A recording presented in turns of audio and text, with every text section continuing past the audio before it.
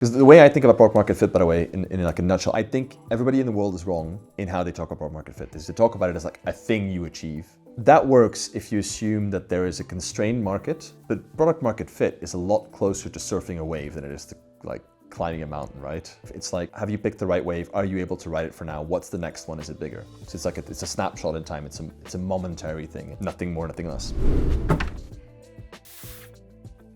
Hey guys, welcome back to the Founders and Builders podcast. And today we're joined by Sebastiaan Debrouwere, founder of Genie. Now behind the scenes, Genie powers over 150 of the fastest growing brands on Shopify. Personally, I love this conversation because Seb shares his experience on both sides of the table. Before Genie, he was an investor at Balderton, the fund behind some superstar companies like Depop and I think even Revolut's Series A back in 2015. So without further ado, don't forget to like, subscribe, and now let's get into it.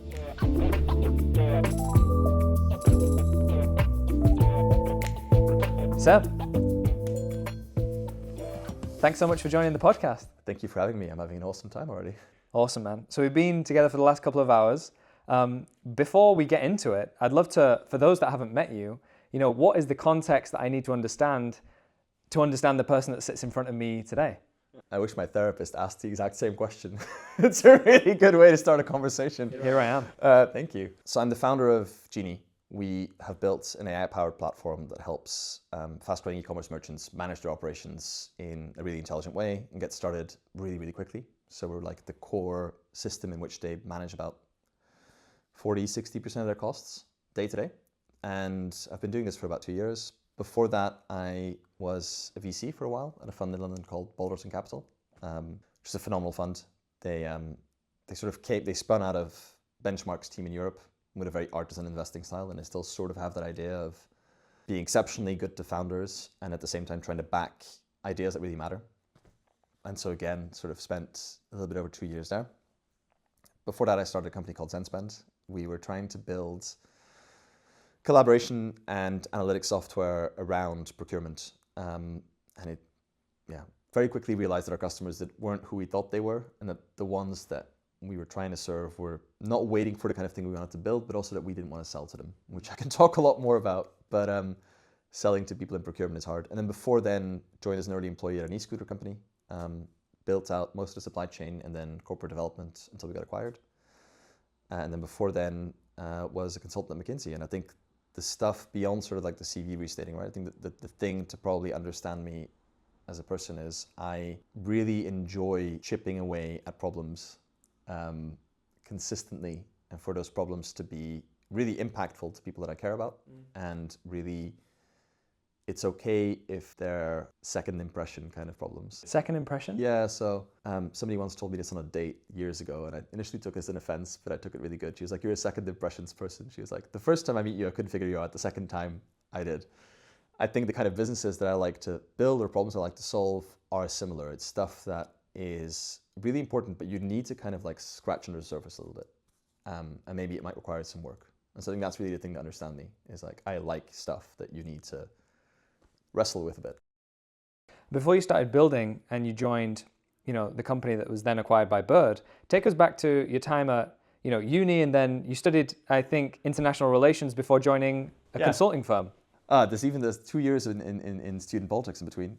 So when I was 16, I left Belgium to go and live in Bosnia. Basically, I got a scholarship to go study at international school there, which has sort of kids from around the world on on scholarships. And it was, it's really phenomenal to live in a country like Bosnia then. It's also really weird. It was 2008, so it was like 13 years after the end of the war. So it's a bit of a weird sort of, but I did 2 years there, knew I didn't want to go back to Belgium, and did I think what most 18-year-olds do if they're given the freedom to be 2,500 kilometers away from their parents who tell them what to do, and just try to go and study whatever I found most interesting. And so Bosnia being very shortly after the war, fairly dysfunctional politics, I was like, I absolutely want to go study politics. I want to understand this. Probably it was like my, go save the world kind of vibe.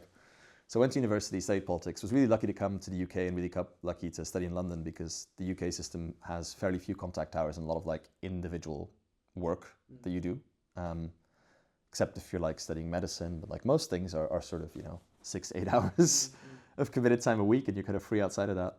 And so I did a lot of things. Like I obviously did a lot of jobs to pay for living here, but also started different things at university, including a student think tank, which was me and a friend of mine basically, and then a couple of other people, responding to, there were a bunch of student protests about tripling tuition fees, which were like roundly ignored. And our view was like, okay, well, maybe if you would stop throwing eggs and bricks at politicians and try to reason with them with facts, they might listen, which I'm not so sure how true that is, being a little bit older now. But we started a think tank with the idea that if we exposed students to policy problems and then allowed them to go deep in that and to go and write recommendations and then got those in front of the right people, that they might be listened to. I think what got me to go into startups was there were things that I really loved about consulting I think are great, and I still notice I have today. Like I think a degree of structure, I think a degree of pragmatism, I think a degree of trying to understand what moves the big needle. But what frustrated me almost straight away was it's really hard to be in client services. You have to manage perception the whole time. You can't just do good shit and let that speak for itself. And I found that really frustrating. I found it really frustrating to, work really hard on analysis and then have somebody walk in at 11 p.m. into our team room and be like, that needs to be fully reworked because, customer X is going to lose face if you present it this way.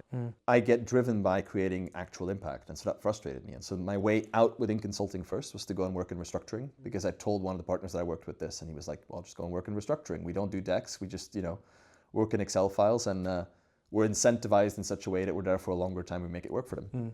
And for those folks that are maybe not so, au fait with the terms restructuring, can you walk us through it? Yeah, so there's sort of 3 kinds of restructuring you work with, right? The first one is in the US, it's called actual Chapter 11. And that's a company is at risk of going insolvency. It goes to a court, it asks for protection. The court appoints somebody to try and manage that business to make sure that it can survive. And basically, companies have to bid on doing that work. That was like a small chunk, and that's where the practice originally came from at McKinsey. There's a second part, which is, and it was one of the clients that I really liked to work with. For whatever reason, the company wants to be more efficient or better or grow faster. And one of the customers that I worked with actually just had this brilliant operating philosophy that worked since the 80s for them, which was they were run by finance people. The people who made career in that company were finance people.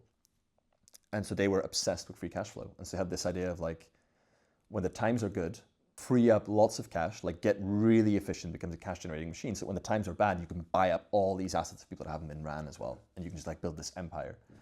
So that was another form of restructuring, was almost like going in and improving existing businesses. And some of that is cost cutting, but actually a lot of what I did was like improving the way in which you sell, literally physical sales forces, and figuring out how you make them sell more, higher contract values, better, keep the margins at a certain level. And then the third kind, which I never really did, was a private equity company buys a company and tries to do like operational optimization. And a lot of that at the time tended to be cost cutting. It was like, we've bought a company, it's loaded with debt. How do we make it run? We need less money so that debt becomes cheaper to service. So I did that. I really liked it actually, because it was like the only shoulder to shoulder experience I had at McKinsey.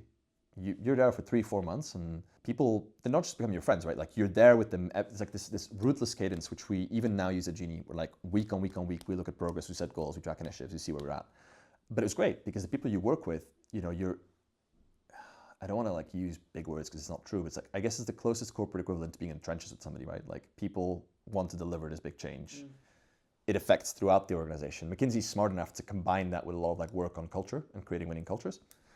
And so you're there with people as they're doing this like once in 10-year moment when the whole company just like and refreshes and comes together and like finds a sense of purpose. So I love doing that.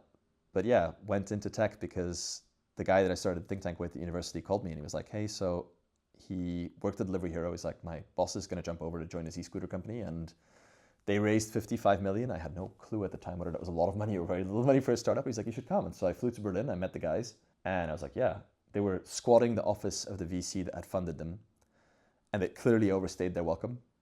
Like I walked in and the receptionist rolled her eyes, and then when I turned into the event space, I realized, because there were desks everywhere with, I think there was maybe 20, 30 people in the company at most at the time, between like engineering and people who were actually running the first city.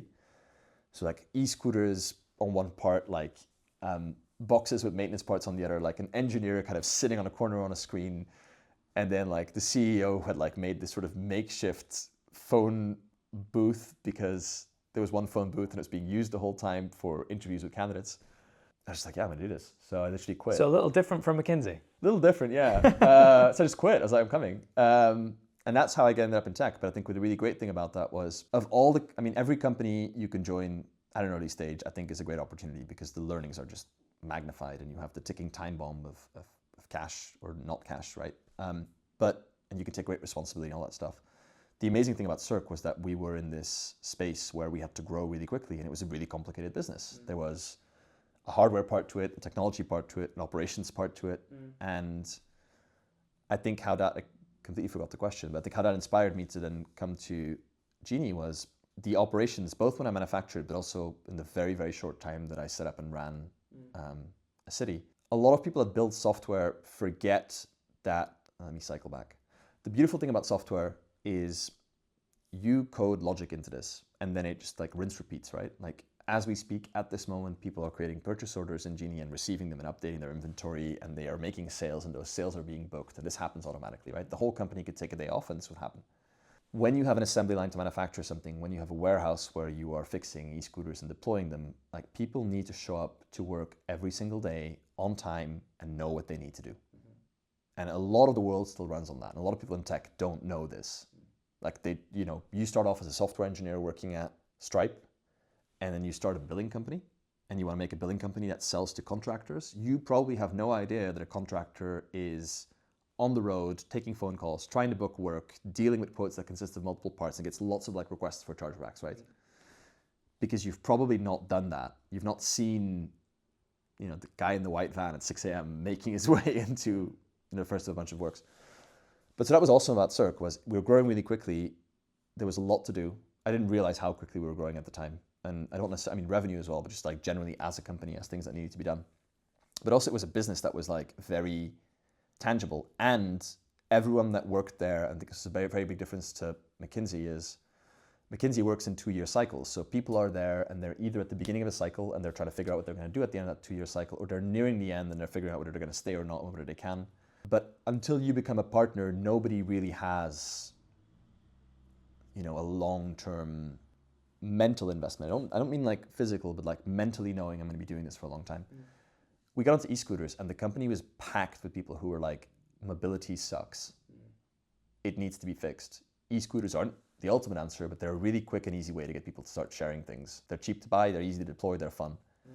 And that was the narrative in the market for those that don't know Cirque and the story behind how Cirque got then acquired by Bird, like take us right back to 2017, 2018? Yeah, so the story of e-scooters is really interesting, right? So there's a couple, and I'll give you like the spark notes, but there's, the first one was Bird, and I think the CEO was called Travis van der Zanden, if I remember.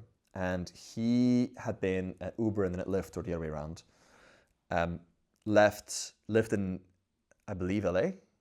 I lived in Santa Monica. And I don't remember, but he bought his kids scooters for Christmas. Like China started manufacturing these like electrical scooters. And he came up with the brilliant idea that you basically could deploy them on the street and people could share them. And so he rolled it out in Santa Monica. And in a very short time span, they were priced quite cheaply and quite randomly. It was like, they tried to figure out the pricing models. Like, we'll just charge people $1 to unlock them and then like some money per minute. But the usage rate of e-scooters was massive because it was a really easy way to get around town. And years later, I kind of saw this at Balderton when we looked at the investment we made into Voy. But initially, the take-up rate was massive as well. Like when e-scooters were just around, it was a really fun way to get around. And we don't even really think about it anymore, right? Like you go somewhere, you're like, I'll take a shared bike to go home. But it was a fairly novel concept. At the time, 2017 in London, you would have had shared bikes. Yeah. Like the city bikes you have in New York now, you would have those here. So this idea you had like a free-floating shared mobility was huge. And because the initial uptake was so high, the idea was that you could get these things to be used 10 times a day. And you could get, $5, $6 out of every, so they would, give you $50 in revenue. They would live for 2-3 years, so your depreciation was minimal. So basically, you had to spend some money up front that you could drive this enormous revenue. And so these scooter companies were the perfect VC target because they grew really fast and they needed a lot of money. And this is something people often forget about VC companies is when you're building a company, you think, oh my God, it really, it sucks that I need $50 million. But actually, this is great from a VC point of view, right? Because they're dollars looking to be deployed. So you had this perfect storm of VC becoming a big asset class, e-scooters legitimately being something that solved a problem, moving in inner cities, and growing really quick. The problem was that everyone that invested in it sort of thought it was a similar logic to software. So they were like, you invest money up front, you do a bunch of R&D, and then it's like autopilot, right? Then you spit out 70% gross margins. Except it isn't, because a scooter needs to be serviced, maintained, deployed, bought, put in the street every day, and so on and so forth. And so the problem we had at Cirque, and then a couple of our competitors also had, is it was easy for us to raise criminal amounts of money. And because you needed it. Even the people that didn't raise the most money raised, 2 million to deploy it in one part of a town and kind of show that it worked, and they raised 25, 30 million, right? But I manufactured e-scooters. Like, you'd be surprised at how quickly you spend $1 million buying and shipping e-scooters and spare parts. Like, it's, at the time, I think they cost $500 a pop to build, 300, whatever. So, you get a couple of thousand scooters, you're there. And so that was kind of the environment, right? These companies were growing really quickly. This had grown really well in the US, where you don't have public transport. It came to Europe. Europe was very slow to catch on to regulation. And so there was this huge land grab going on, everyone saying we need to win these cities. And some cities like the UK sort of went, we ban it outright. No one really realized in the company how much money we were spending, because we were spending it so goddamn fast. It's similar to like what Uber did in some ways in the beginnings, right? It was like, we were in 12 countries. We had, 40, 42 fixed cities, and that grew to like 60 in summer as we did a bunch of places. Each of those had warehouses with employees. Like in Europe, we realized that the way to work with regulators was to give people a real job. So we would hire people to go and fix and deploy these scooters full-time on paid contracts. And then you needed to do marketing, and you needed to do customer support. And before you knew, you had like 50 people in a country, right? Like when I joined, when I did my interviews, we all squatted in the VC office. I don't want to say officially started my first day of work, because that was a couple of weeks later, but when I started working, we had like a floor in a building. And then by the time, a couple of months later, when I had come back from launching Norway for us and then moving to China, we were like north of 1,000 people. I think we're like 1,200 people or something. We like the building where we had a floor, we just had the whole building. And yeah, it was bizarre. So it's a great world to be in, I think, in that regard, in that there was a lot of things growing really quickly. And I think there's a lot of like retroactive criticism people can give on this or on grocery delivery or whatever, saying, these things consumed a lot of money. But there's a moral argument to be made whether you believe, you should be able to order anything and get it delivered to your door. You should be able to take an e-scooter. You should be able to like not take a black cab, but like order a taxi on an app. You should be able to get someone to come and fix something in your house. Like there's a moral argument for that. That doesn't really matter. The financial argument around VC, a lot of people are like, these are really inefficient companies. And I don't think that's true. I think they were aiming to break an enormous market. Like mobility, intra-city mobility is huge. It's extremely broken. It's extremely broken. To this day, I still believe that. Our streets have been built at a time in some parts of London when it was, horse and cart, are packed with cars, which are not an efficient way to get around, or unsafe to get around with bikes, have public transport that's incredibly expensive to operate and actually not great in doing point-to-point journeys, even in a city like London where it runs amazingly well. You can still really spend 2 hours going from one place to the other. So it was a huge problem that was being solved, and it required a lot of capital, but that was a good thing from the point of view of people providing that capital. The problem with my experience in it is it was a very easy problem to try and solve in too many places too fast. I think that's what Too many places? Yeah, I think that's sort of what I mentioned earlier, right? It was like, at Cirque, we believed, well, I'll first talk about other people, because it's easier to talk about people that actually focused on something, right? So in Europe, Tier had raised a little bit less money than everybody else. And so their focus was, let's quickly figure out how we make unit economics work.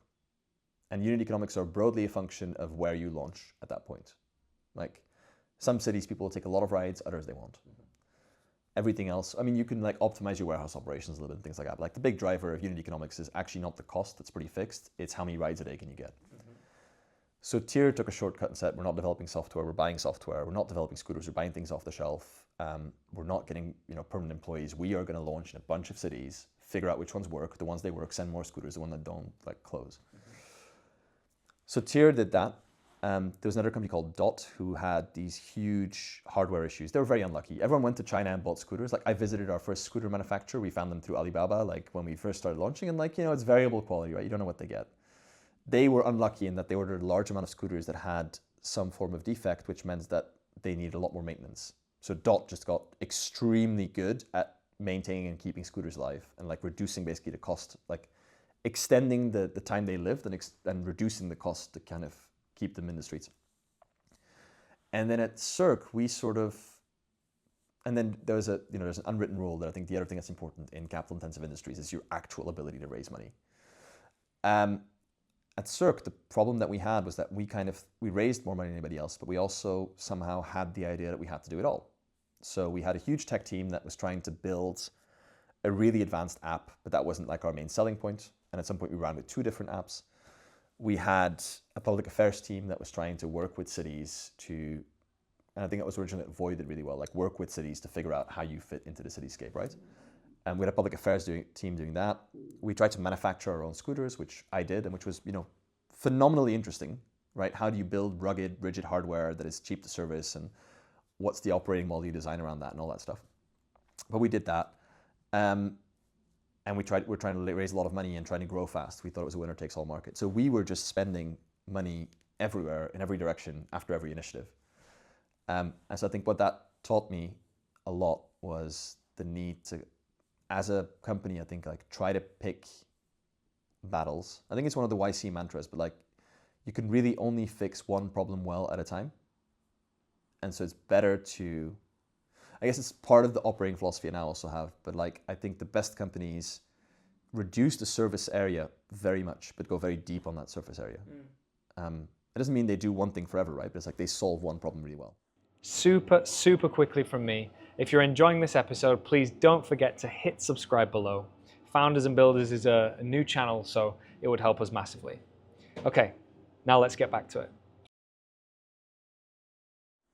And by surface area, you don't just mean problem, you're also focusing on like how they differentiate versus the other options. Yeah, and I'm like way back in the time machine, right? But like if you look at when Google came around, there were dozens of search engines. And I believe, I'm not sure about this, but when I read, I believe at the time, one of the ideas was like, how quickly can you crawl things, right? Like how can you just build the largest catalog? And I think Yahoo was like killing it with this.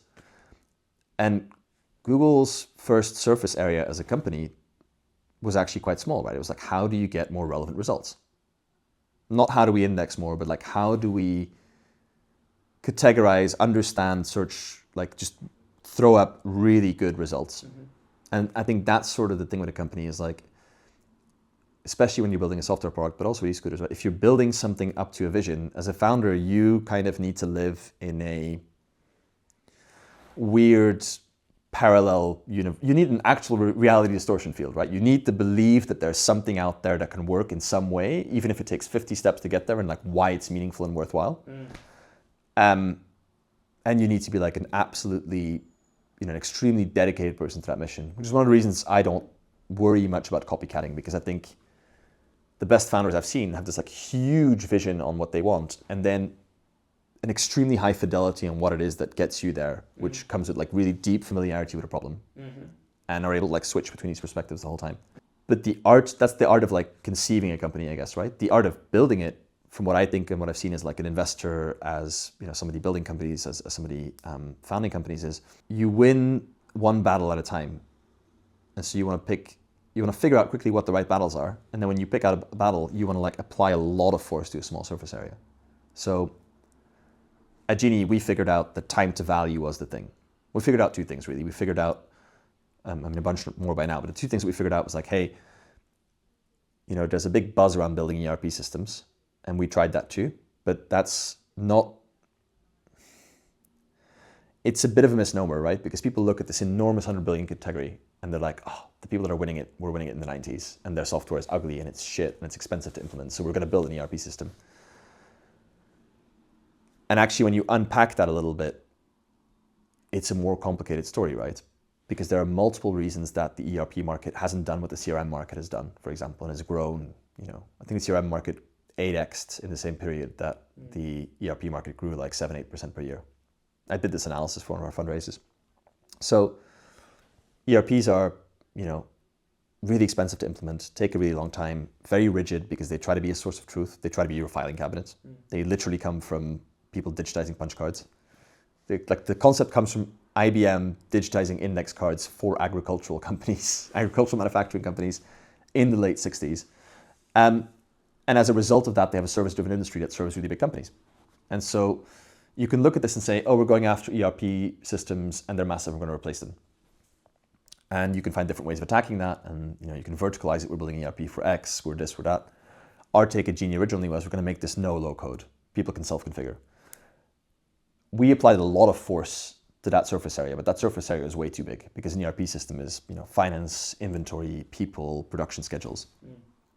So we applied like a lot of pressure on a very thin surface area, which means we didn't really make any progress anywhere. The things we realized and that we doubled down on now was actually one, ERPs are like a 1% problem and they shouldn't be. It's like they solve, and I don't call us an ERP system by the way, but they solve a problem for a very small group of companies, but the fundamental problem affects almost any company you can think about, right? Like literally managing your cash, what you're buying from your suppliers, what you're selling, like it literally affects almost anybody. If you ran a lemonade stand, figuring out how many lemons you need and having them and whether you're pricing them at the right level and whether they're going out of stock. You'd probably need an ERP system. You'd probably, yeah. But so the two things we figured out is like, it's only addressing large companies and that's a distribution problem. It's actually not a tech problem. It's a distribution problem because the way in which ERP systems work, if you think about them as the source of truth, not the place in which people go and do actions, they need to be super customized, which means, and if things get too complex, if there's too much like decision complexity, people want guidance to do that. Sure. So big companies will get consultants to implement and maintain ERP systems because it makes sense to them. Small companies don't. I think we then figured out, we looked at small companies who were like, you have this problem, right? Yes, we're running the spreadsheet, like Jane's been building the spreadsheet, it's been a mess. How much of a mess? Well, we grew from 400K to, I'm telling a customer story, we grew from 400K to 800K in revenue this year, but we have 250K stuck in things that aren't selling and we actually need to buy more of the things that are selling.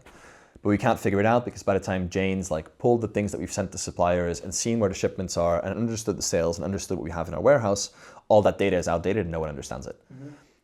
And that's the bit where we're like, cool. Like our big realization and surface area that we initially applied a lot of pressure to and that like our engineers needed to understand a little bit, and I get it, was we're going to absolutely nail onboarding.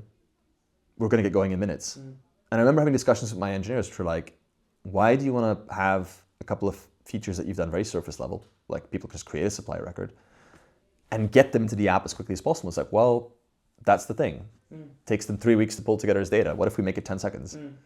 It's just like the opposite of what they're expecting from an ERP system. Yeah, exactly. But so that we applied a lot of pressure there, and then we applied a lot of pressure to a surface area to make the UX really intuitive, which, there's a lot of ways in which you do that, but it's like make sure people understand the data and they can work with it. Like don't just serve them data, like serve them insights they can action. And then obviously now it's getting really fun, right? Because we've got all these bits built and we're just able to start looking at which areas of surface do we add more pressure to.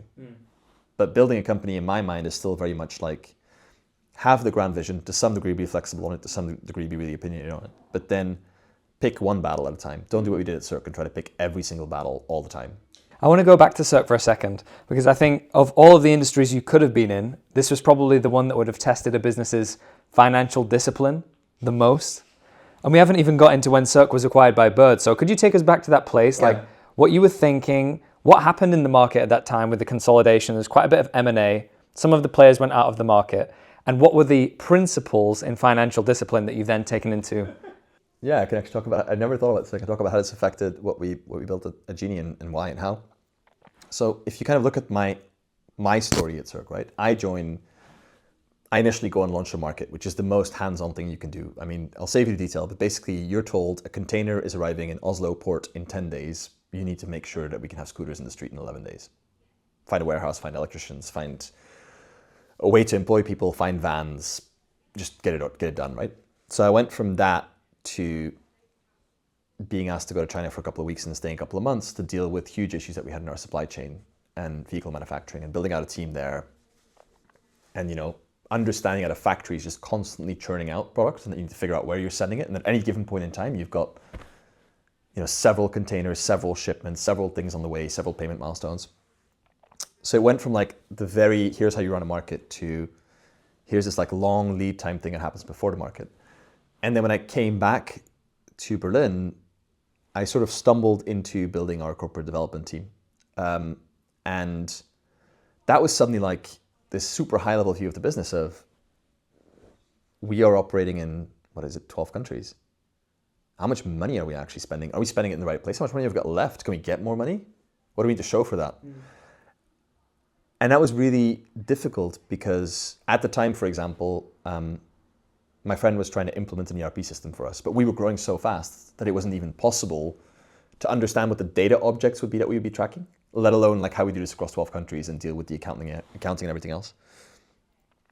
So we were growing, and obviously at that time we were hitting tens of thousands of rides a day, right? So we were growing really fast with no view on where we were spending money. And so it only happened when we pulled it together. We're like, oh shit, it is several millions a month and we only have this many millions left. And so I think what that taught me about financial discipline that I'm trying to take into Genie now is, one, a really big appreciation for, if you're growing very fast, you need real-time data, but also data you can understand, and that's quite flexible. Because you're actually, again, imagine your lemonade stand grows from one lemonade stand to being on every single street corner in London in 3 months. Suddenly figuring out that you have to buy a pack of lemons in a supermarket to actually figuring out how you get enough lemons and how you get them into place, and how you get, like, it gets really tricky really quickly. So the first bit was like a genuine human appreciation for growth being really difficult and understanding what's happening in growth being like the hardest thing in the world. The second thing from constantly in those months having to like try to recapitalize Cirque was, a lot of people think about profitability and I think it's really important, but the real lifeline for your business is cash, right? Like, what do you have in bank? What's due? What's coming in? And that's what kills most businesses in some way, shape or form, whether they're VC backed or not. Like, most companies that go bankrupt become illiquid for one reason or the other, right? And then the third thing I learned about fundraising there, and that was really interesting, is obviously I got to work with Lukasz, who is a phenomenal fundraiser because he's built businesses as like an OG in the internet sphere.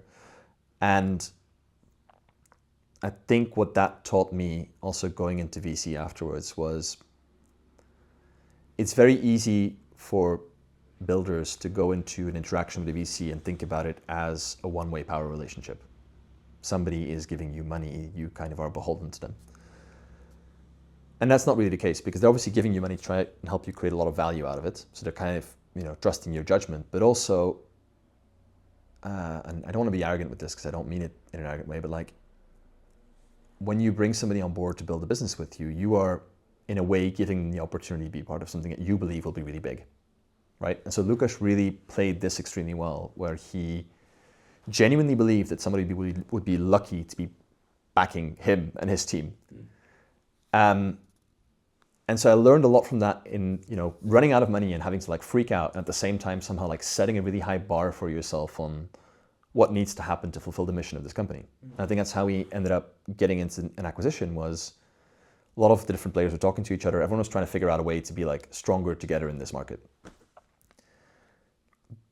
And we obviously also spoke to lots of people, and one of the principles I have in life out of that, and I told this to a friend who was really shocked, is I believe you should know your competitors.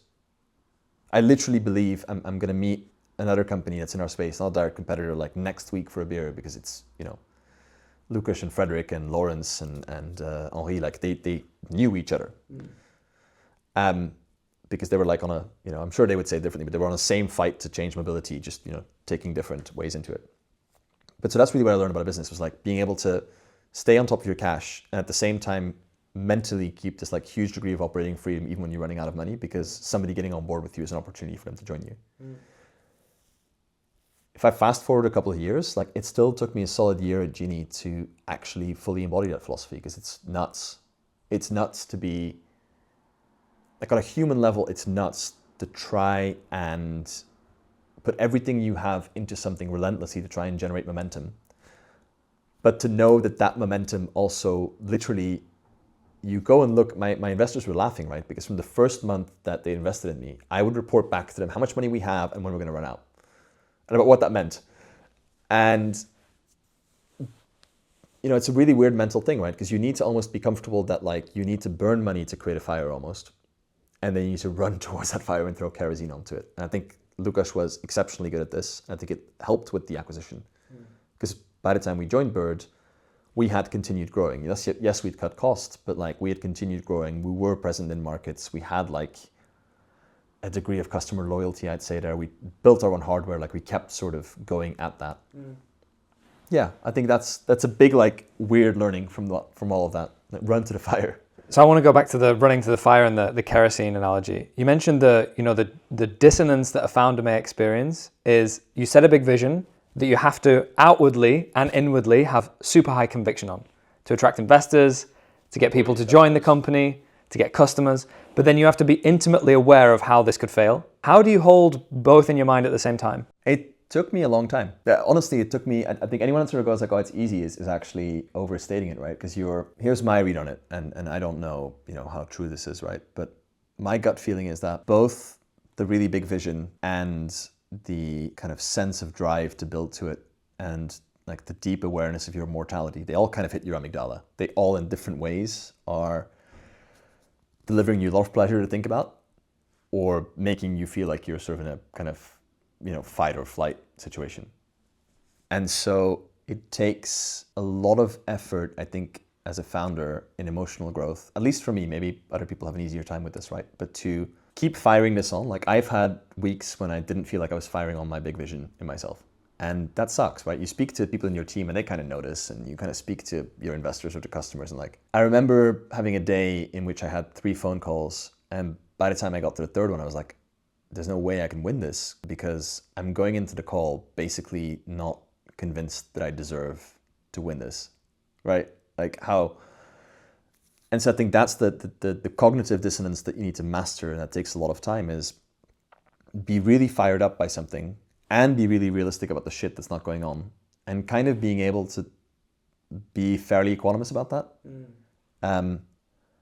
The bit about the day-to-day execution, to me, that's very much like that's sort of frontal cortex kind of thing, right? It's like, okay, I'm trying to get there. This is what it means we need to hit this week. This, last month it was like, that's the number of people we want to onboard. Those are the features we want to build. This is how we know our pipeline looks like, execute, right? It is the 15th of the month. Are we there? It is the 16th of the month. Are we there? How many demos do we have? Like there's the execution is a rhythm, and I think that's fine. Like as a teenager, I did a lot of rowing, and I think what you have with rowing if you're like several people in a boat, is you're going fast because you're basically hitting a rhythm. It's the same if they ask Formula 1 drivers, like, if you've ever seen this video, they're like, do you know if it was a 2.2 second stop or like a 2 second stop or a 3 second stop? And I think they might have asked Lewis Hamilton this a couple of years ago, and he's like, oh, I see the rhythm. And I think it's the same thing with a company. Like the bit where you're chipping away at it is a rhythm. And the other awareness you need to have as a founder there is that when you hit rhythm, usually that is going to be very temporary. And I guess that's like a really smooth segue to how I think about product market fit, right? But like, you put an inordinate amount of effort into getting rhythm, shipping product at a certain point in time, shipping it well to a certain quality, understanding your customer, having internal systems to manage stuff. Like it takes a lot of effort. Like it takes repetitions of something to get into a rhythm. And then once you hit a rhythm, you very quickly realize every single time that that's like a snapshot in time. And because of the momentum, it means that something else is going to break that's going to make it hard to find that rhythm back. And so the mental discipline, and I can speak to the fact this isn't easy, by the way, right? I've spent, especially last year, dozens and dozens of nights like unable to fall asleep, or like waking up and being obviously petrified of things. And like, I joked about this in one of my angel investments, but like, I intimately know the feeling of waking up at 3 a.m. and trying to sign up at Deliveroo and saying, if we're out of business next week, I'm going to have to pay bills somehow. So I guess I'll go and deliver pizzas. For real, like it's not easy, but if the vision is what keeps you going, if with the same intensity, the sense of mortality is what keeps you grounded, I think the execution, the rhythm that you get to is what keeps you going. And then what you get more and more equanimous about is every single time it's working, the first time it's working and then something breaks. Someone quits, a customer leaves you, something doesn't work, the software massively breaks somewhere, whatever, right? Your bank goes out of business. Your investor that you thought was going to follow on unconditionally isn't so doesn't keen. Exactly, like, the incumbent you're trying to attack suddenly like just copied your product and rolled it out to like millions of people. Like, shit kind of hits you in the face. I think it's where you grow as a founder is the time it kind of just takes you to adjust to that and be like, okay, cool, I'm in a rhythm. That means I'm going to be out of a rhythm soon. That's fine. I need to find back a rhythm as quickly as I can. And that's... You're reminding me of an interview that I saw an interview recently with Djokovic, and they were asking, what he attributes to being basically the pound for pound best tennis player according to world titles and Grand Slams. And he said it's nothing more than just being able to take pride in the feeling of getting back on the horse. In other words, finding my rhythm again, having lost it. I actually have chills thinking about this because I asked this to a nephew of mine played. It's actually a pretty sad story, but my wife's uncle's son plays ice hockey or played ice hockey, and it's really awkward. But the week of our honeymoon, when we land, her uncle dies. So we land, and she gets the message as soon as we land on her phone, and we try to figure out a way to get to Slovenia and deal with the funeral. And we're there for the funeral, and as it happens, when the funeral is finished, I end up in the car with this 20-year-old kid alone. No idea what to ask him. The night before we slept in his childhood room. I have no idea. What do you talk about with someone then, right? So I'm like, okay, well, he probably doesn't want to talk about his dad unless he volunteers, and I'm not going to talk to him about the weather or something. So I'm like, tell me about ice hockey. How did you get into ice hockey? How did you get so good? And he literally went, I just showed up. That's it. He's like, I showed up every single training. And to this day, I think it's one of the deepest things I've heard anybody say, because in his mind, it was so simple, right? It's like, how do you get really good at ice hockey? You just show up. And I think it's that, right? It's because I saw the Djokovic interview as well. His whole idea is that, because I don't know if it's this interview or somewhere else, the other thing he talks about is that he's acutely aware of statistics, which is something you also see with professional golfers or with snooker players or darters, but you wouldn't associate it with tennis, which is quite physical, right? But he is aware of the fact that losing a game, he's aware of the fact he will lose games almost every single time he plays a match.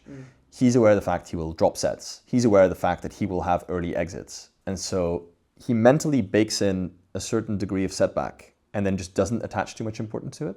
Another way that a recent guest on the podcast described it to me is they come from an enterprise sales background. So they said, okay, imagine you're going to make 100 cold calls.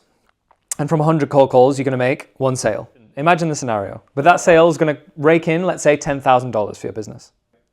So each call, if you divide the total number of 100 into the 10,000, every call pays me 100. Call every no, another 100 in the bank. Because I'm so sure I back myself that even if I'm on the 99th and I really can't be bothered to make the 100th, now I've just got so many no's today, everyone is paid. There's this guy on YouTube who teaches people in golf to lower their scores without changing their game. So the internet is 99% full of people telling you if you grip a little bit different, do this and this and this. And this guy literally just went out with the world's ugliest looking swing, and he's not very athletic, and he's like, here's how I break 80, right? It's here's the psychology of how I do it. And anyway, the guy's called Golf Sidekick. I think it's actually interesting, even if you don't play golf, to watch, just because of the mentality of it. But one of the things I love is he's playing and he's convinced he's going to make a putt. And if he misses it at the next hole, he's like, okay, the course owes me one. I'm due. Literally, I'm due a putt. And I find it phenomenal because I think if you flip it that way, exactly right, with those 100 calls, you could sit there and go, I have done 99 calls and they've all said no, I must be rubbish.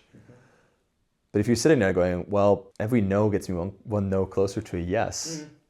But not only, I think the distinction in the example he gave me was, not only does it get me closer, but I can actually just assume that no just paid me. And that's where it comes back to I'm moving in the right direction. So the other thing I've learned, or I read somewhere, and then I've sort of applied it a little bit in how we build Genie.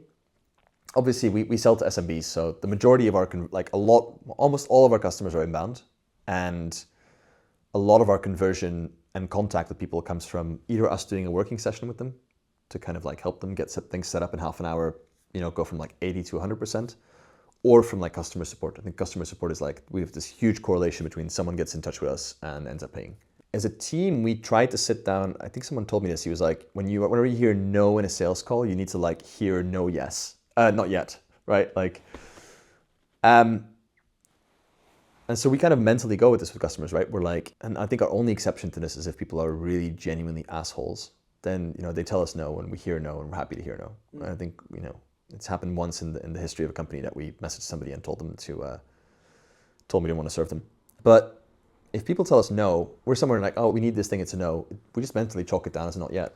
Like, we'll capture the feedback somewhere. If it's important enough, we'll build it. If not, we won't.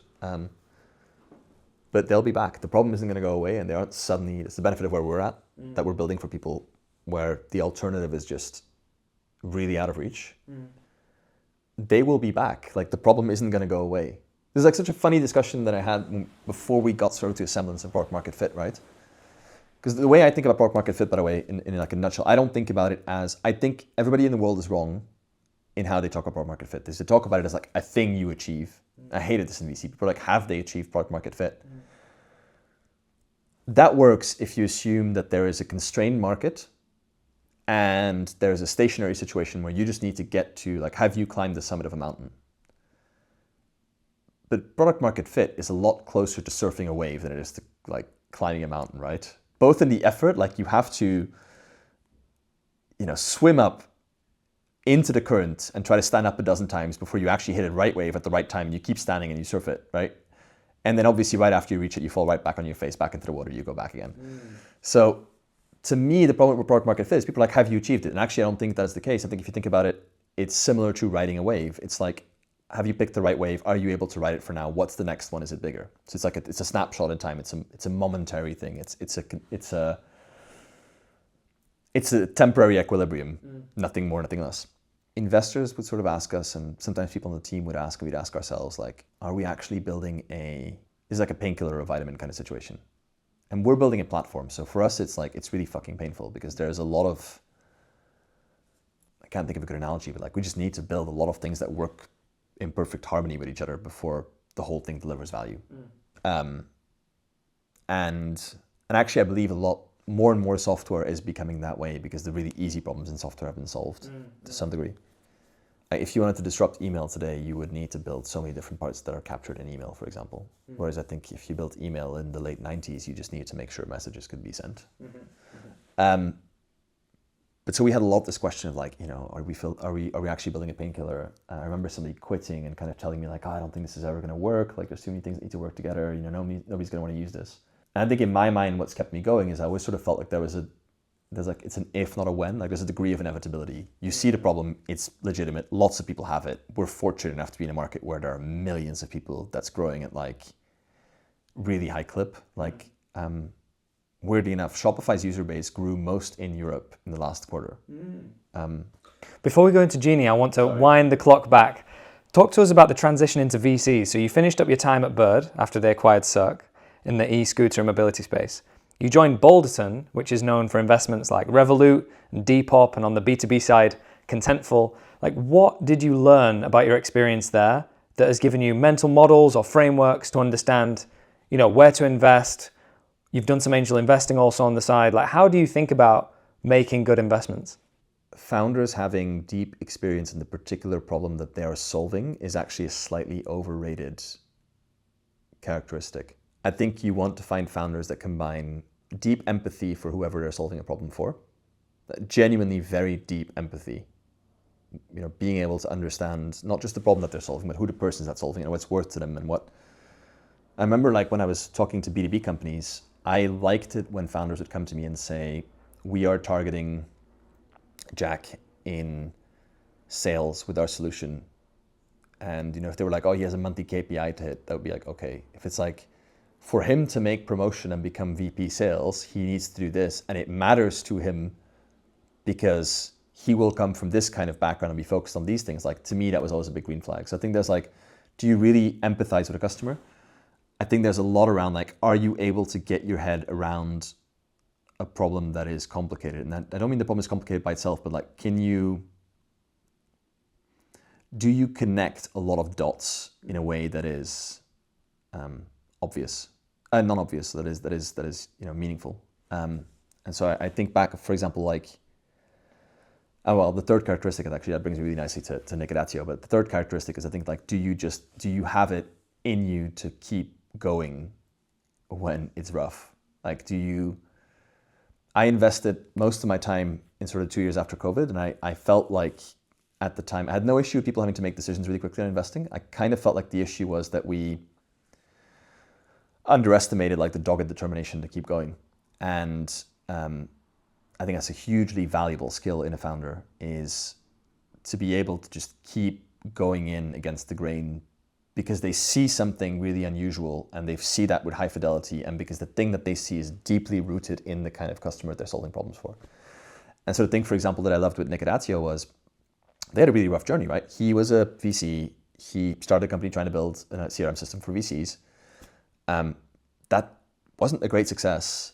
Then he went back to basically, baked beans and hacker life with one engineer, I think, and then the engineer ended up becoming his co-founder, and then decided to try and build a no-code CRM system at a time when you had, a dozen and one CRM systems, and he had this like vision that it needed to be really flexible, really intuitive, work in a lot of different workflows.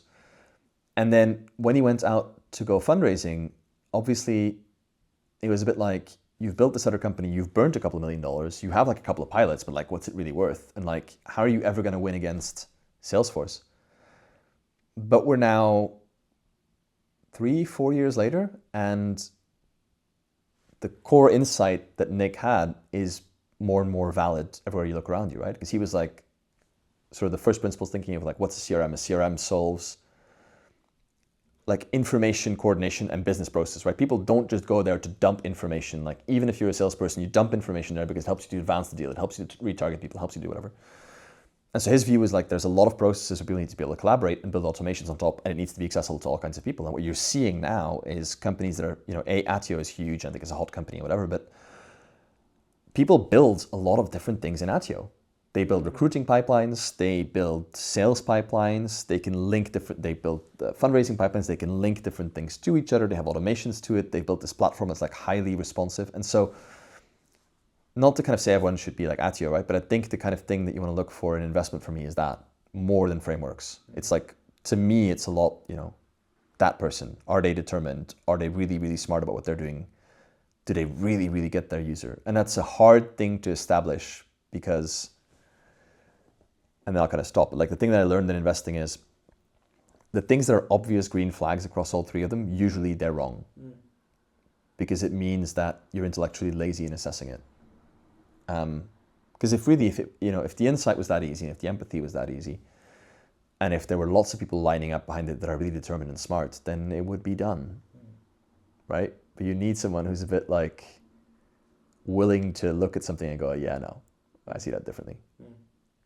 So let's go back to, what spurred the idea for Genie, the business you're running now. So during your time at Cirque, you were managing 12 different geographies. You had a really, really disparate ERP system, if it even existed at that time. And then after you finished up at Balderton, you were working on a few ideas. How did you choose Genie? So there's a couple of big things that fit into it. And the first one's going to be really unobvious, I guess, because it's going to come from the people side of things, not the intellectual side of things. The business that I tried to build between Cirque and starting at Balderton, I fell out of love with it very quickly because I realized that I was selling to procurement officers in sort of mid-sized companies. And I loved the problem we were solving in theory, but I realized that the people I was selling it to were just not my people. This was at Zenspend? Yeah, they were just not my people, and I wasn't their person. And I mean, the slightly denigrating way to talk about them, and I actually have a lot of respect for people who do procurement in large companies, but like we always sort of said that it's hard to sell to them because it's wrestling pigs. Like they really enjoy rolling around in the mud. As a startup, we really hated it.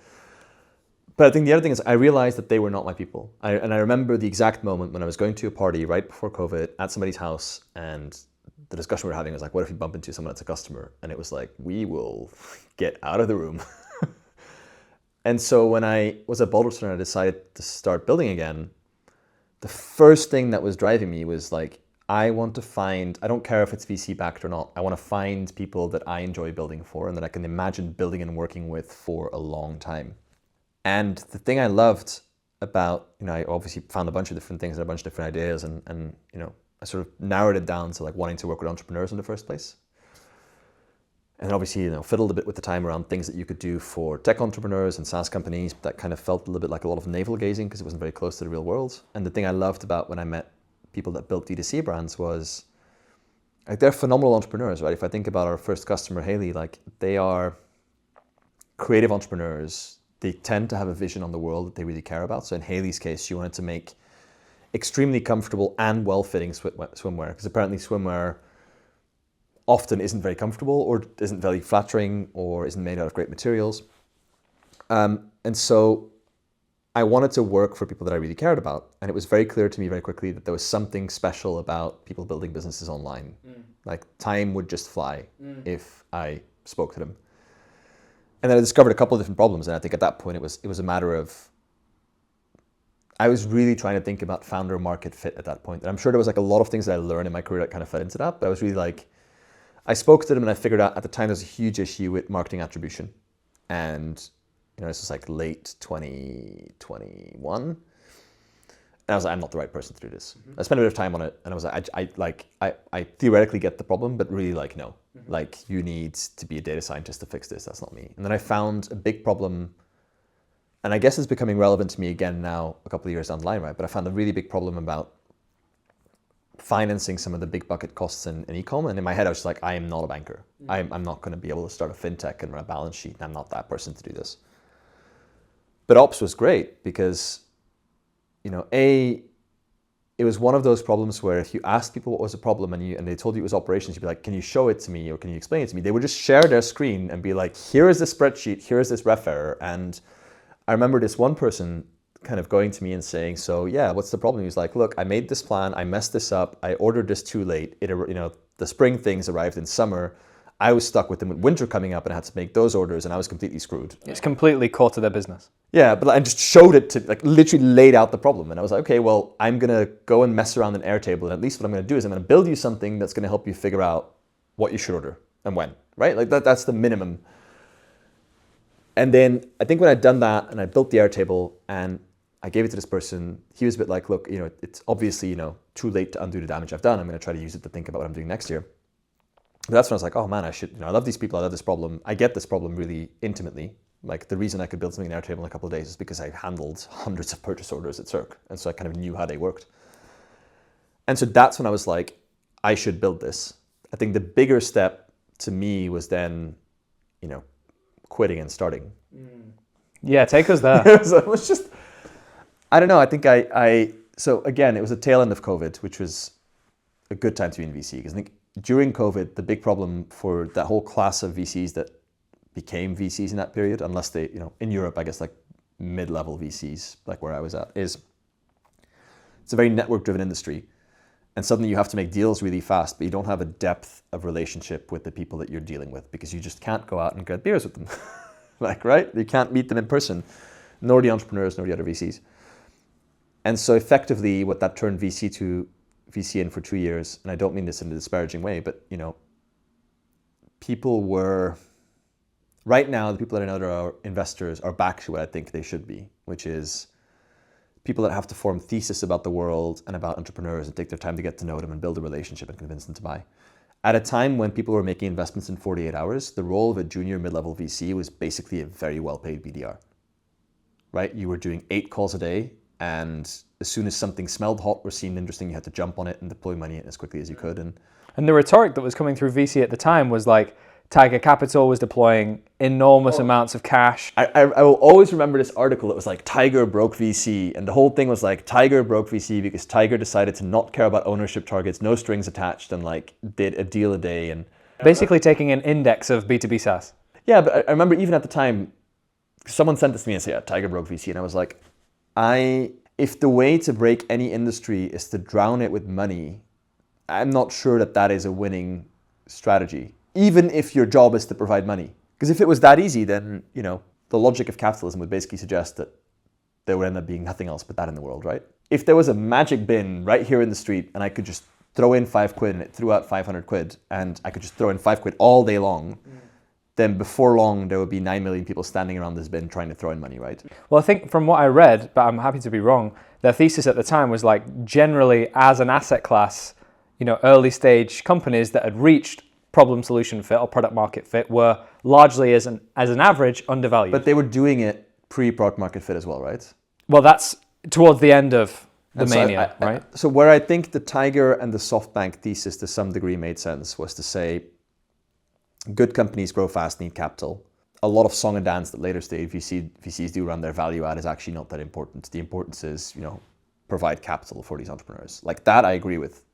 I think when it's kind of going back to what you talked about earlier, like when you're very, very early, you over-index on people. When you go later, like the capital becomes commoditized, but you can win, the capital becomes more important, the rest of it becomes commoditized. So I don't disagree with that. And I also don't disagree with, especially the SoftBank thesis, which is that if you believe in something, you want to optimize for alpha. So you are fine with a lot of exposure. You are fine. Like everyone shits on SoftBank for WeWork, and at the same time, people forget ARM, right? So there's nothing wrong with that. I think it was just more like being in VC as a builder at the time, it was frustrating to not be able to go deep into things. And then the moment I found an idea that I was really interested about, it felt really intuitive for me to go and build it. But it was weird to step out and to go do that. And so the way it ended up happening was I spent a week in Dublin. It was the first time I was traveling, kind of worked with the ecosystem there. Funnily enough, met a bunch of people that ended up becoming angels in Genie. And then I went to Web Summit for Lisbon, for Web Summit. And when I was there, kind of sat myself down and I was like, the only way to figure out if my hunch is true is to sit down for a day. I think I flew in on Sunday, and to write it out. And at the time I obviously was watching decks all day long. I think now, I don't look at slide decks. I think right now, if I had an idea, I'd probably try to build it in Figma or prototype it or write a Notion file. But at the time so I sat down for the weekend and I basically built a 10, 12 page slide deck, which was really painful. But I was like, I need to, for myself, figure out what this is. Why painful? It's difficult to take something, I think it's what I talked about earlier, right? Like the moment in time that I did the Airtable, I had this huge high fidelity view in my head of what this looked like. And to then try to figure out a way to convey that intuition was really hard. And to then go and sense check the things that I wanted to see if this was somebody else pitching it to me, like understanding what the market could be like, or that took time to research. The easy bit was finding a user that was like, yeah, this solves a problem for me. The hard bit was then trying to retroactively reason back to convince myself as a VC that it was worth quitting my job for. But once I built a deck, I knew. And so I remember I was at Web Summit and I called one of our partners and I was like, hey, I'm going to quit and I'm going to build this. And he's like, send me the deck. It's really interesting. But yeah, so once I knew that, I knew I wanted to leave. So at that point, in my head, I was like, I'm going to hand in my notice sooner rather than later because they have a couple of junior VCs and they might want to promote one of them. And, I could wait until after bonus season to hand in my notice. And that would be, financially a good decision for me. But it would fuck over the team that I've worked with here. So I handed in my notice. And yeah, come, I think early January, mid-January, late January, I just started building. I remember showing up at a WeWork in Old Street with my laptop and just being like, so what do I do now? And it was, trying to find a co-founder to work after this idea, trying to find ways to speak to more customers, trying to figure out what it would take to build it. In retrospect, it was all really much more naive than I would do it if I did it again, right? You don't just quit your job and sell your little bit of private investment portfolio shares and go sit in the WeWork and just try to figure it out. There's probably a little bit more to it, but I was just like, this is a huge problem. I'm gonna fix it. Or maybe you had to. Maybe you had to have no plan B. But it was compulsive, right? At that point, it was like you figured out this problem. Someone's wanted it. You've convinced yourself of it. It was really compulsive. There was no way that I could imagine spending another day. And I love Balderton, I love the team, and some of the partners are angels, and they're phenomenal people. Truly, I think they are. But I couldn't imagine staying there for a day longer, right? It was like a red pill, blue pill moment. It was, I have to do this. But so yeah, how did I start Genie? Honestly, I had a hunch I wanted to build again. I spent time trying to figure out who I wanted to build it for, because I realized the first company, I'd given up on the first company because I didn't like the customers. And then obviously 2 years later, other people who were in the same space had actually built large businesses, right? Zip.com was massive. There were a bunch of people in the procurement space that had grown hugely in no time, because when I started working on procurement as a problem, it was a really big enterprise problem that affected tons of people. So somebody that went after it with determination and intelligence inevitably built a big company. It just wasn't me. Yeah, back to your point around founder market fit. So tell us, where is Genie at now in terms of like, you mentioned earlier. Yeah. Let's step aside from Seb a second. Like, where is Genie at? What would you, if you were an investor looking at the business, what would your take, both the blue pill, red pill, be? Oh man, that's a really good question. I think it's obviously building Genie.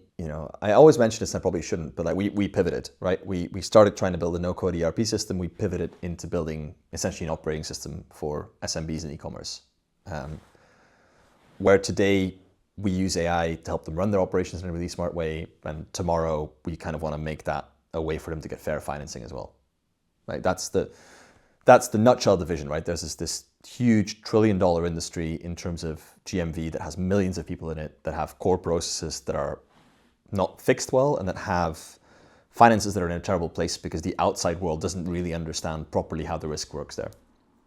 So the vision, as you can tell, is alive and strong. I think where we're at as a business is, if I look at the team, we're in a very lucky position, I think, where we pivoted. The core of the team stay with us, and they're incredibly determined and committed to the mission of what we're doing, and they are hyped to see a lot of traction and usage.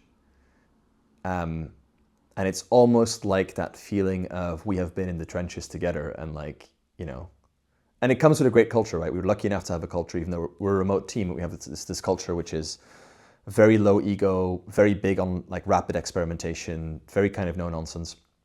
So our team is in a really good place where I think, I couldn't imagine a bunch of other people I want to build this with, and they're all ramped up at the right time. Because again, we're solving a technical product area, so it takes a while for somebody to understand the details of this. But I love it when earlier I had a Slack message of someone talking to me about the ways in which we use snapshots of when products go out of stock to go and change our recommendations on how much they should be reordering, and whether or not we're actually displaying that in a UX way that is intuitive enough to a user, because they feel like somebody could get confused and not take the right action.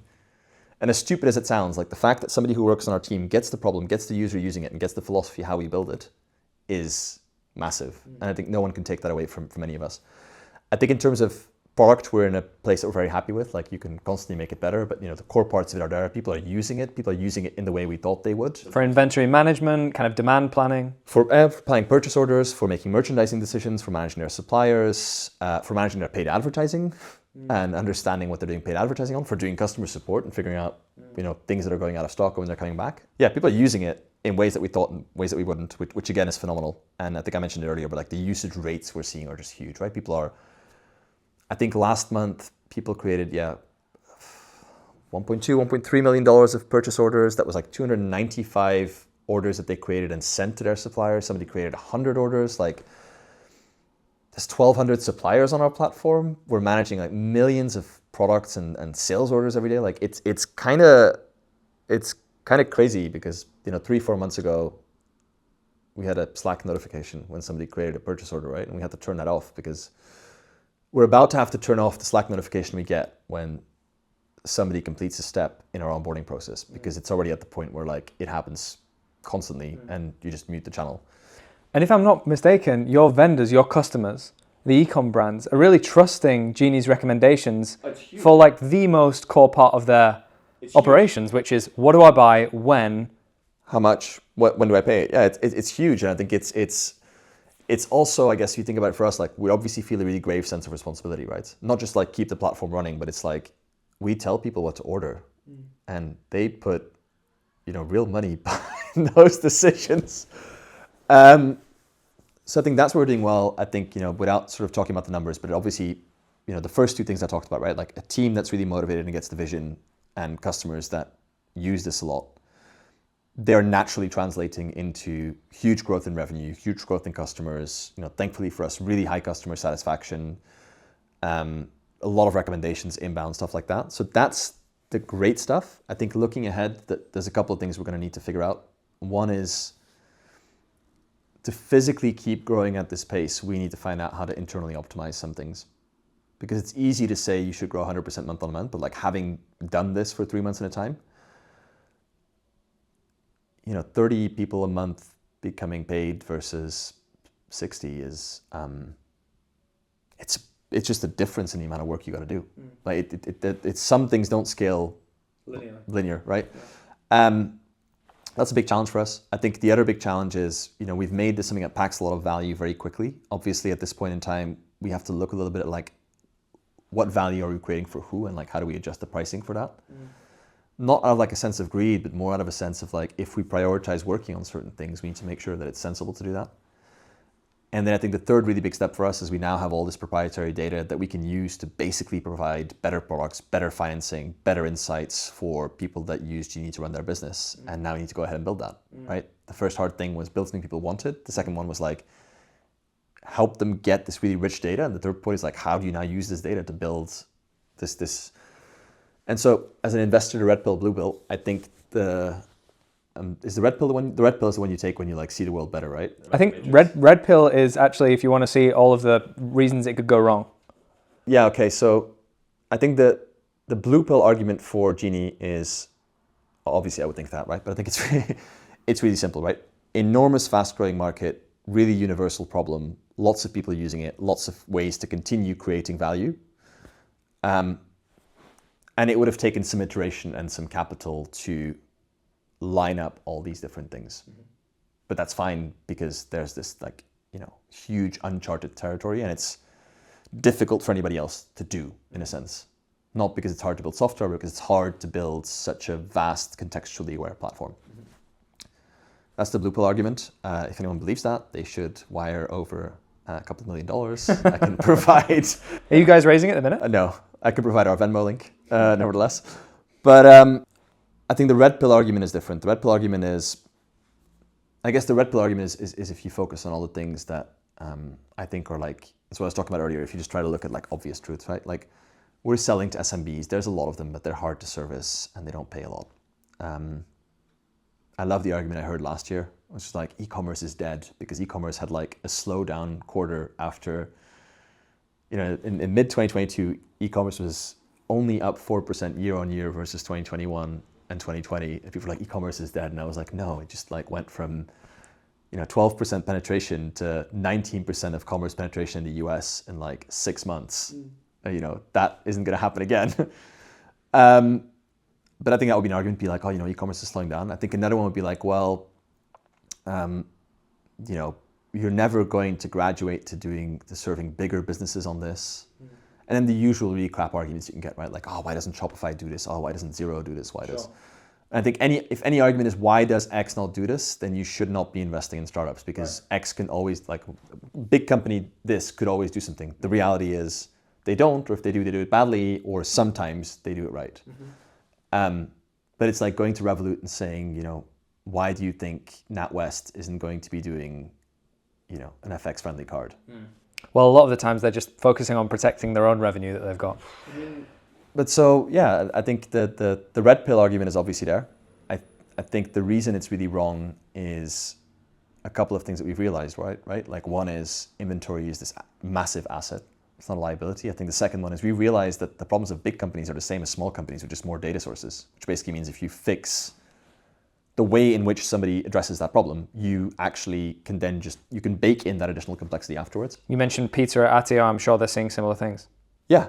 I mean, potentially it may even have been from Nick saying this years ago, but it then just stuck in my mind. But it's like, it's first principles reasoning, right? It's like, even if you are a big company selling on Amazon and manufacturing your own products, we're already seeing it now, right? We thought people that used us would have like 500 products, and we have people with like 200,000 products. Like,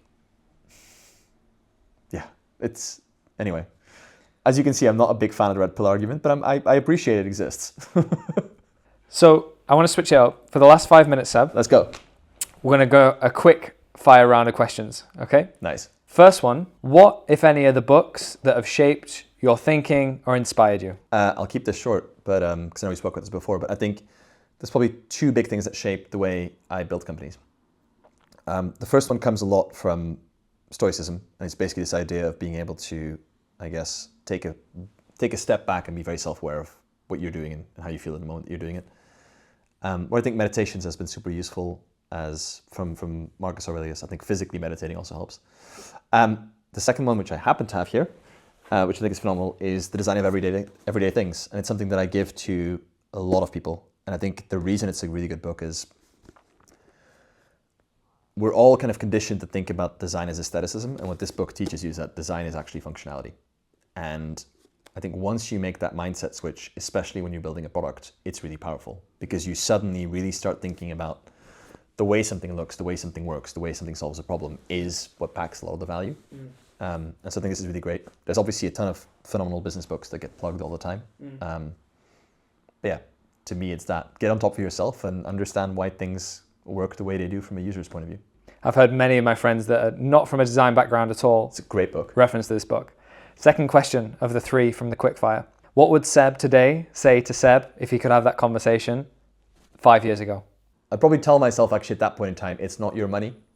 Not in like a shitty way, but I remember when it was really rough at Cirque, I took that very personally. And actually, we were just taking a swing at something with investors that were on board, with our team that was on board. And I wasn't like being irresponsible with anyone's money, right? None of us were.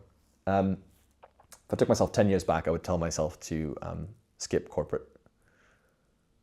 I mean, it's obviously a lot easier now, but I think I should have started building companies early in my 20s and failed my way here a little bit faster. But it is what it is. There's a great book on that, actually. Have you heard of Annie Duke, the ex-poker player? She wrote an amazing book, Thinking in Bets. Oh, I have heard of the book.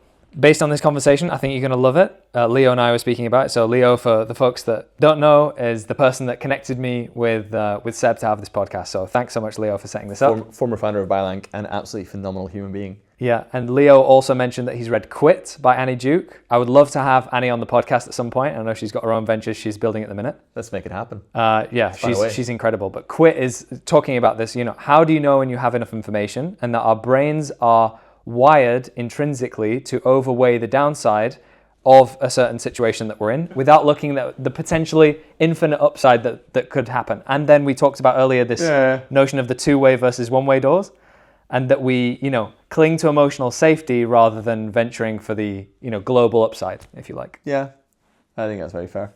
You said you had 3 questions. The final question. So how old are you now? 33. 33, okay. So let's fast forward, 40 years in the future, and you and I are sitting, I'm a bit younger than you, but you and I are sitting proverbially in the rocking chair on our porch, and we're looking up at the stars, and I turn to you and I say, Seb, what was it all for? Oh man, I've been asking myself that question a lot lately. I think the thing that gives me a lot of purpose, it's going to sound so like Sweet 16 saving the world, and it's not, but I think the thing that gives me a lot of purpose is trying to feel like I'm able to use my insights and talents to serve other people in a way. And so whether it's in Genie, whether it's in something else, whether it's a for-profit venture, whether it's not for-profit, whatever. But I think I wouldn't be driven by money. I would be driven very much by, if I've done something and I feel like it's materially improved things for somebody, it's had a large impact in that, I'd be really happy. But to me, it's that. It's like, I'll be really happy if I've put my time and my efforts towards something that I think makes a really positive difference. And I've seen that worked. Whatever that is, however that looks, we've got 40 years. Seb, this has been fantastic. Thanks for taking the time. I enjoyed it. Thank you a lot, man.